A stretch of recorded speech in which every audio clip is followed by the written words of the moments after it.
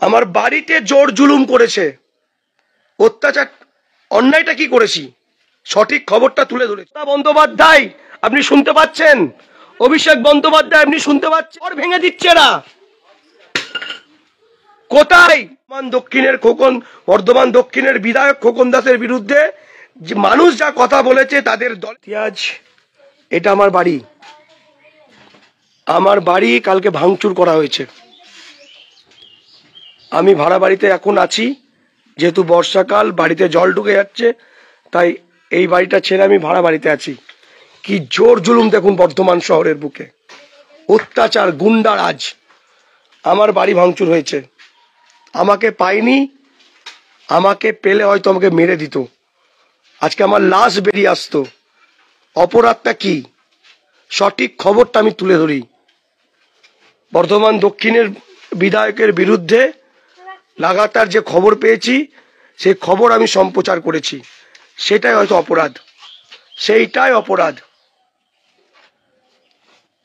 দু একজন মিলে আসেনি, গোটা 50-60 জন দুষ্কৃতী দ্বারা এই হামলা হয়েছে।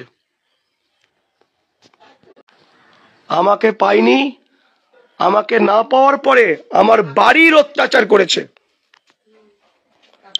আমার বাড়িতে জোর জুলুম করেছে, অত্যাচার, অন্যায়টা কি করেছি সঠিক খবরটা তুলে ধরেছি।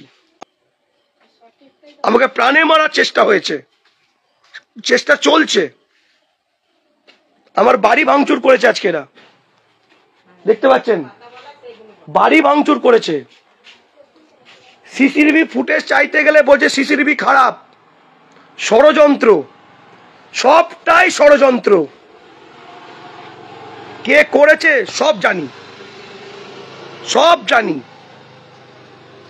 অপরাধটা কি করেছি বর্ধমান দক্ষিণের খোকন, বর্ধমান দক্ষিণের বিধায়ক খোকন দাসের বিরুদ্ধে যে মানুষ যা কথা বলেছে, তাদের দলের নেতারা যা কথা বলেছে, সেই কথাটা আমি আমার চ্যানেল আমার বর্ধমান ডিজিটালে প্রকাশ করেছি। ওইটার অত্যাচারের শিকার আমি, ওইটার অত্যাচারের শিকার হলাম আমি। দেখুন একটা মানুষের ঘর ভেঙে দিচ্ছে না। কোথায় তৃণমূলের শাসন, কোথায়? তাহলে বুঝতে পারছেন যে আমাকে পাই মেরে দেবে, আমাকে মেরে দেবে এরা, আমার মায়ের কোল খালি করে দেবে এরা। মমতা বন্দ্যোপাধ্যায় আপনি শুনতে পাচ্ছেন, অভিষেক বন্দ্যোপাধ্যায় আপনি শুনতে পাচ্ছেন, আপনার দলের যারা নেতারা, যারা গুন্ডা পুষে রেখেছে, দেখুন কি অবস্থা করেছে আমার বাড়িটা, আমার বাড়িটা কি অবস্থা করেছে দেখুন।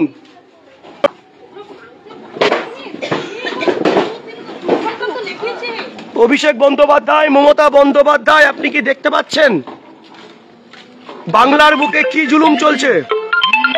দেখুন আমাকে পাইনি, গোটা 50-60 জন মিলে এই জুলুম করেছে। আমি না বিচার কোথায় পাবো, কে বিচার দেবে? একটা সাংবাদিকের বাড়ি ভাঙচুর, চোখে চোখ রেখে কথা বলি, তার অন্যায়, অপরাধ। ঘটনা ঘটেছিল, আমি একজন সাংবাদিক, আমার বাড়ি হচ্ছে খাগড়াগড় মাঠপাড়াতে।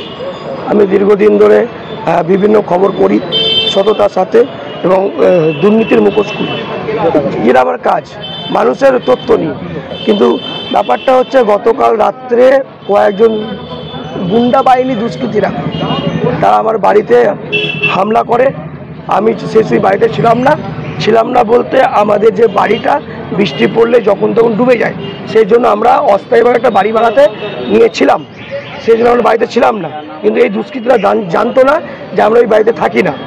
তো আমার বাড়িতে একেবারে হামলা করে, ভাঙচুর করে, লুটপাট করে। আজকে সকালে যখন আমরা সেই বাড়িটা দেখতে যাই, আমার মা, আমি, আমার দিদি, আমার পরিবার, তখন আমাদের ওপর হামলা করে এবং ওখানকার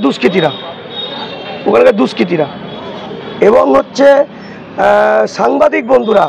আমি তো নিজে সাংবাদিক বটেই, যে আমার যা সাংবাদিক বন্ধুরা ছিল তারা যেমন তখন ওদের বক্তব্য দিতে যায় বা স্পটে পৌঁছায়, সাংবাদিকদের ওপর হামলা করে, তাদের ফোন ভেঙে দেয়, তাদেরকে মারতে যায়।